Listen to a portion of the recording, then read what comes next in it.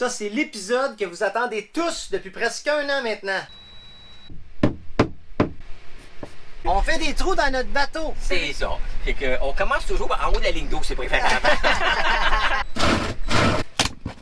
Quoi? Aïe, aïe.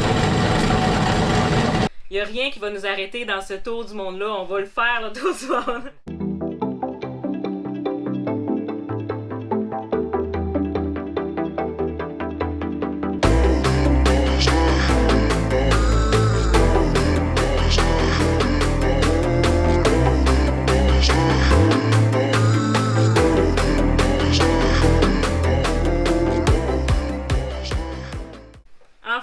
On va pouvoir répondre à toutes vos questions concernant la situation du bateau.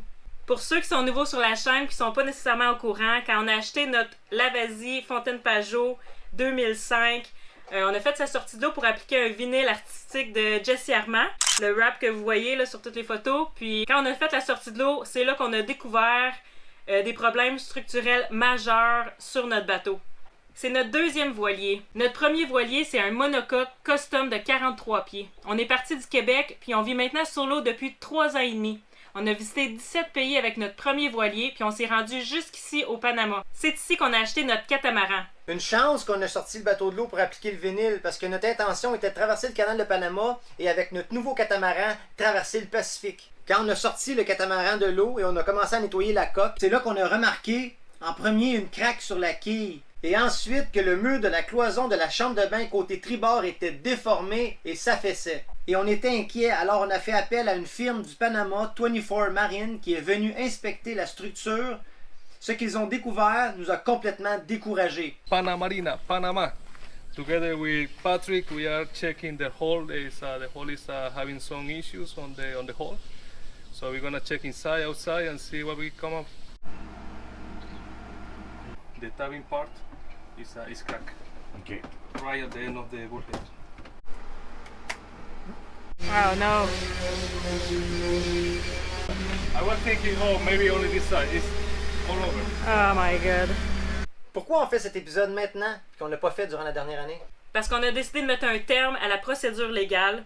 Souvent, les seuls gagnants dans des situations comme ça, c'est les avocats. Donc on a décidé d'investir cet argent-là dans la réparation du bateau au lieu. Juste pour faire une petite parenthèse, on n'aurait jamais traversé le Pacifique avec le bateau dans cette condition-là. Parce que c'est une traversée de comme 30 jours. Là. Tu peux pas connaître la météo à l'avance. Donc on sait que vous êtes tannés de nous voir tourner en rond, mais c'était nécessaire parce que ça nous permettait de faire seulement des navigations avec des courtes durées. De cette façon-là, tu peux prévoir la météo un peu plus parce que tu as juste une petite nave à faire. Puis dans les sandblasts, on est protégé. Il y a une barrière de corail partout. Il n'y a jamais de grosses vagues. C'est plus rassurant. Depuis qu'on a découvert les problèmes du catamaran, évidemment qu'on a fait nos recherches. On a contacté Fontaine Pajot. Ça a été difficile d'avoir des réponses. On a contacté des chantiers navals. C'était difficile d'obtenir des prix aussi. Donc avec le rapport de 24 Marine, les chantiers navals qu'on a contactés nous ont fait des prix allant de 350 000 à 450 000 pour les réparations du bateau, ce qui était exagéré. On trouvait ça exagéré, honnêtement.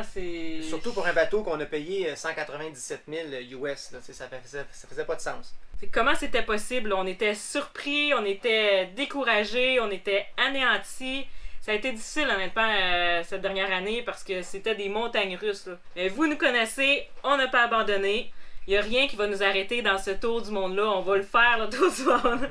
Même si il y a plein d'obstacles qui se dressent sur notre route, on va continuer. Bien sûr. Une étape à la fois, un pas devant l'autre. C'est juste que des fois, ça nous prend un plus long moment, mais écoute, c'est des détours, ça fait partie de la vie. On a continué nos recherches, on a même contacté les pays voisins. On a fait nos recherches jusqu'à Saint-Martin dans les Caraïbes.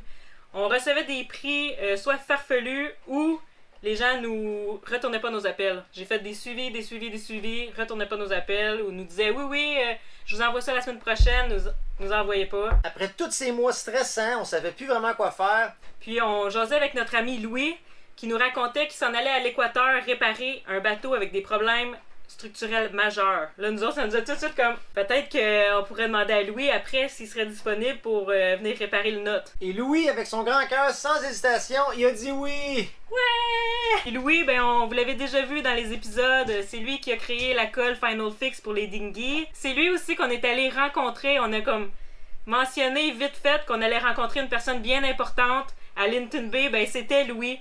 pour notre première rencontre avec lui. Puis là, aujourd'hui, ben, c'est notre deuxième. Il pleut ce matin, c'est maussade, il fait froid. Mais on n'a pas le choix. On était censé rester à Bocas un petit bout. Mais comme vous savez, en navigation, les plans changent toujours. On remonte à Linton pour rencontrer quelqu'un de super important qui va être déterminant dans la suite de l'aventure. On vous en dit pas plus pour l'instant! On est super contents parce que on va pouvoir apprendre avec Louis, on va pouvoir participer aux travaux, puis ça va réduire le prix des réparations considérablement. Enfin, c'était un soulagement pour moi et Véronique. On voyait la lumière au bout du tunnel. Tous ces mois-là, on se demandait comment on va faire. Comment on va faire pour se tirer d'affaires cette fois-ci? On n'avait aucune idée. Honnêtement, sans Louis, je sais pas ce qu'on aurait fait. Ben, sûrement rester au Panama, naviguer côtier le reste de notre vie. Sinon, vendre le bateau à perte sans pouvoir se racheter un bateau. Essayer de faire les réparations par nous-mêmes quand on connaît rien là-dedans. Qu'est-ce que vous auriez fait, vous? Vous pouvez nous l'écrire en commentaire, on serait bien curieux.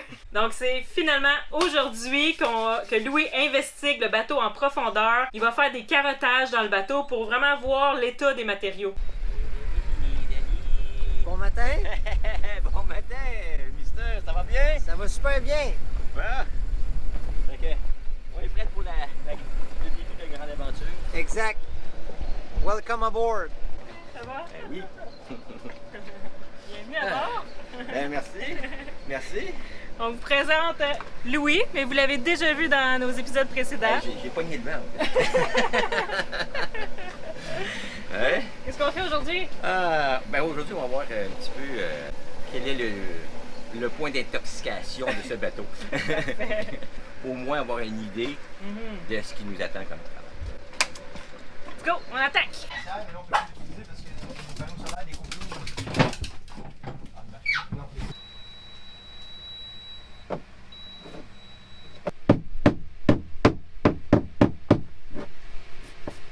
Dans un premier temps, ce qu'on va faire, c'est qu'on va faire un tout petit trou. Je veux juste aller voir si on a de l'eau qui apparaît. Parfait. Ça va déjà nous donner une indice. Si j'ai de l'eau qui apparaît en faisant juste un petit trou, c'est vraiment archi mauvais. OK. On fait des trous dans notre bateau. C'est ça.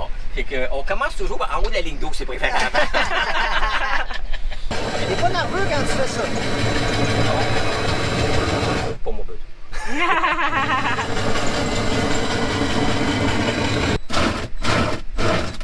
C'est assez creux quand même. Oui, ça. Après, tu vas la déloger. Déloger le morceau. Ah, c'est ça du balsa. Non, c'est pas du balsa. Hein? Non, c'est pas du balsa. Ça, c'est un corps en... En fond. C'est celui-là que je te dis en fond. Ah ben, tabarouette. C'est pas du bel ça. Non, celui-là, c'est pas... Ah! Mais quand tu regardes ça ici, c'est jurait du balsa. OK? Parce que le balsa, il crée ces lignes-là, exactement. Hein? Mais ça, c'est super important que tu viens de découvrir, OK. là, parce que Oui. ça ne prend pas l'humidité comme le balsa. Et c'est ça. Parce que c'est comme un Ça, genre de cristaux. La beauté de ça, c'est que contrairement au balsa, il va pas pourrir. OK? OK. Il peut avoir de l'humour, de l'humidité, tout ça, mais par contre, il va pas se détruire comme tel. Et là, tu es en train de me dire là, que ma fibre de verre intérieure, là, c'est épais comme ça, là. Montre-le. Oui, Ça, c'est ma fibre de verre. Montre-moi Oui. l'épaisseur. oui. Ouais. Ça laisse les mers avec ça. C'est incroyable. C'est quoi? C'est une chip? C'est Une chip. L'épaisseur d'une croustille. exactement. Oui, une lace, tu sais. Ouais. Aïe, aïe. Mais ça, c'est pas du balsa, fait que c'est une bonne Non, nouvelle. c'est pas là. du balsa. C'est comme un genre de cristaux C'est un- spongieux, C'est un. très solide, Ouais, c'est sec, un sec, fond qui Mais on à se haute voit- densité en à fin de haute compte. densité. Ah oui, parce qu'il y a quand même des carrés dedans. Ils ont mis des carrés dedans pour la structure, quand tu vois. Des Oui. lignes, là. Oui. De La l'autre coque est côté, plus épaisse. La coque est plus épaisse que ça, là. non, Quoi? non, c'est pareil. La... C'est ça. Oui. Je pense que j'ai de la misère avec moi, ça. Là. Je donne un coup de tournevis dedans, je passe au travers. Exactement. Ok, mais va pas trop faire quand on avait ça. Non, je vais juste nettoyer. Bon, la fibre de l'autre côté, c'est à peu près épais comme ça. OK, pas diable plus que ça. OK, ça, c'est ce que moi j'appelle une étape de fibre. OK? C'est une couche, là. On s'entend, ils ont mis une couche. Une couche de type. Tu peux voir, c'est pas. J'en reviens pas. Ça fait quasiment peur de savoir que c'est ça qui me protège de ce qu'il y a à l'extérieur. Il faut pas que tu frappes. OK? Mais c'est rare que tu vas frapper sur le côté, ça sera pas fort. Ça va être de devant. Mais c'est la même chose devant? Non, mais oui, je sais que c'est la même chose, mais c'est étanche. Je vais créer un trou dans le triangle devant, mais l'eau ne rentrera pas dans le bateau. Le Non, vent peut tout c'est arracher cet étanche. Mais c'est rare que ça va frapper rapidement sur le côté quand je me déplace vers le devant. C'est ça. Non, effectivement. Mais c'est ça. C'est pour ça que Gata, faut pas que ça coule. Parce que tu vois hein, comment c'est fait. Je suis subjugué. C'est ça. C'est très, très, très, très bien. Sauf que Très bien. l'épaisseur, ça joue un rôle de structure aussi, le matériau qui est à l'intérieur. Le matériau, ce n'est pas un matériau structurel. Comme tu peux voir, tu peux le casser facilement. Il se désagrège Et- facilement. Et dans ce sens-là, ça n'a aucune force. Le but de ce matériau-là n'est que la compression. Fait qu'imagine que tu prends 2 feuilles de papier, tu les colles ensemble, tu les mets ensemble. Tu vas pouvoir la plier comme tu veux. Maintenant, si tu prends les mêmes 2 feuilles de papier Tu fais ça sur et que tu mets un fond, Le qu'importe, papier devient entre, fort. qui fait que ça ne se compresse pas, donc ça veut dire que pour plier, ben, comme ça ne se compresse pas, il faut que la feuille du haut que tu plies s'étire. Ouais. Donc la force de la feuille de papier, tu vas la prendre dans l'étirement. Tu comprends? Donc c'est ça. C'est comme ça que ça fonctionne, une construction sans. C'est très bon, c'est ça. Mais par contre, c'est sûr, pour des impacts ou des choses comme ça aussi. On pourrait-tu faire un carottage dans le plancher là-bas, où c'est facile d'accès? Comme ça, on verrait tout de suite. Oui, on va faire. C'est ça, On fait des trous partout. On va faire quelques petits trous pour pouvoir. voir un Une petit idée peu de l'état, d'ensemble. une idée d'ensemble. Mhm. Tu sais. Excellent. Parce que là, présentement, ça, c'est très, très, très bon aussi. Wow. Mais ce qui est bizarre, c'est comment notre détecteur nous tape ça dans le tapis. Il tape tout dans le tapis, Louis. On l'a testé tout à l'heure, là, tout est humide. Moi, je pense que c'est l'humidité. On est à 100% d'humidité là, en ce moment au Panama. Là. Bon, Ouais. fait que juste dans l'air, je ferais ça, l'appareil, et je suis humide. Là. Ouais, mais. Ça, c'est humide. Le store est humide, tout est humide. On l'a testé tantôt en haut, même dans des murs internes de la chambre de bain, c'est 30%. Ouais, mais 30%. Mais là, tu. Mais 30%, c'est élevé parce que selon les recommandations, c'était entre 5 et 10. Une coque saine, 5 et 10. Là, on est plus dans le. Regarde. Quand on accote dans le rouge, là, regarde. Ouais, je Tu comprends. sais, On passe de on est 50. rendu à plus de 100%, là. Ben, c'est ça qu'il y a dans l'air, 100%. C'est ça. Ouais, mais regarde. Je veux dire, c'est que, regarde, Va-t'en. ici, puis regarde, à un moment donné, regarde, on tombe à des endroits où ce que. Over 100. Oui, mais il y a des endroits où ils sont en bas. Mais comment c'est possible si c'est sec à l'intérieur? C'est ça que je comprends pas. Comment ça se fait que Il y c'est aurait eu sec? un minimum. C'est de la D'humidité. poussière. Ouais, c'est ça. Bizarre. Ouais. On arrache.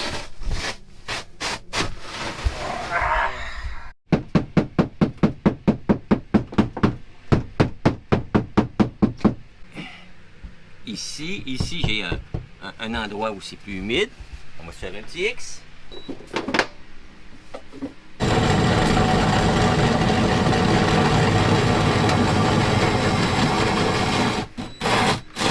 Truc de minute.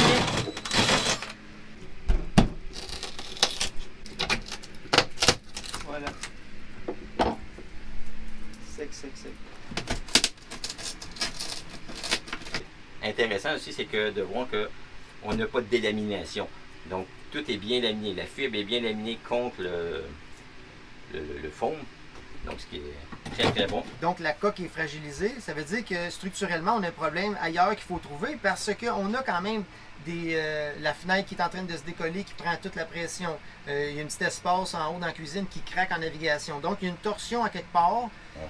Fait qu'il faut trouver la faille. Il y a quelque part sur le bateau qui est affaibli. Ouais, après moi, il y a comme 2 problèmes, en fin de compte. Là. Oui, on a le taux d'humidité très élevé et on a aussi problème structurel au niveau parce que tu vois dans le carré, Oui. il y a un endroit où c'est vraiment craqué, là, Ouais. la fibre. Que ça se pourrait qu'en bout de ligne, ça soit normal à cause que le bateau c'est un 2005, puis ça finit par craquer un jour ou l'autre. C'est comme une maison que les fondations, qui a un petit tremblement de terre, Ben- ou que la maison s'affaisse un peu après tant d'années. Les maisons centenaires, ça craque de partout, c'est tout croche. Ouais, mais c'est pas tout à fait la même affaire. Pas la même affaire. Non, pas tout à fait la Donc même c'est pas chose. normal que même après tant d'années, que le bateau il craque à certains endroits. Qu'il y ait des petites choses, oui, mais accepter pas rendu à cet état-là, c'est que là, il y a beaucoup trop de C'est allé mouvement. trop loin. Ouais, là, il y a vraiment une faiblesse. Puis, Faut la trouver. je veux dire, tu es sur un bateau. Donc, la structure est importante. Ouais. Faut pas dire, ben oui, mais le bateau, il y a moins de structure parce qu'il est vieux. Oui, mais c'est parce qu'il y a On peut besoin de sa solidifier structure pour naviguer. Voilà. Est-ce que tu as espoir qu'on trouve le bobo? Oh, oui, oui, oui. Oh, oui. Excellent. Oui, On cherche! On continue de chercher. On sort d'ici parce qu'il fait chaud.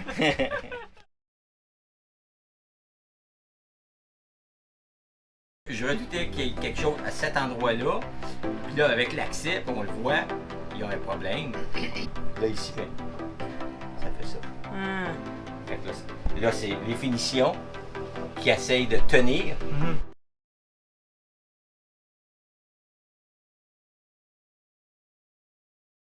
Hé Louis, je peux commencer à faire des trous si tu veux. Je suis excellente à faire des trous. Quand je vais à la plage avec maman, j'en creuse plein partout, des gros en plus, pour enterrer mes petites balles. Mais The Wall, ce n'est pas ma drill préférée. Alors si vous voulez que je fasse des trous, qu'on m'apporte une Makita, ouais.